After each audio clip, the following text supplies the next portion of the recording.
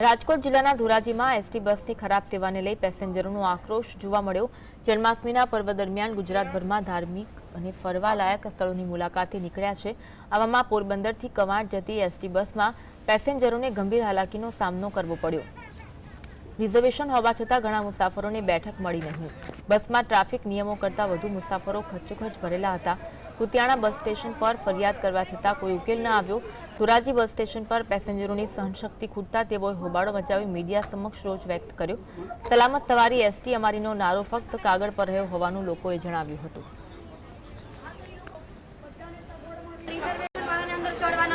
અમે લોકો ક્યારના 15 થી 20 મિનિટ બહાર ઉભા કુતિયાણા બસ સ્ટેન્ડ ઉપર ફૂલ બસ અને અમને લોકોને ચડવા ના દીધા। અમે વરસાદમાં બહાર રિઝર્વેશન વાળા હેરાન થાય અને બીજા ચડે। કંડક્ટરને જ કેવું જોઈએ ને કે ભાઈ પહેલેથી રિઝર્વેશન વાળા એને ચડવા ના દે, એની પણ ભૂલ છે ને આ વસ્તુમાં। હાલની અંદર બસની અંદર 100 જણા બેઠેલા છે, જ્યારે હાલમાં બસની કેપેસિટી 60 અને 70ની જ છે। તો આ બસનો અકસ્માત થશે તો જવાબદાર કોણ રહેશે? એના માટે જે રિઝર્વેશન નથી કરાવ્યા એમની પાસે પણ પૂરી ટિકિટ લઈ અને તેમને ઊભા રાખવામાં આવે છે અને જેમનું રિઝર્વેશન કરાવ્યું છે તેમને જગ્યા નથી એવું કહેવામાં આવે છે। તો હાલમાં નવી બસ મુકાય એવી સરકારને વિનંતી।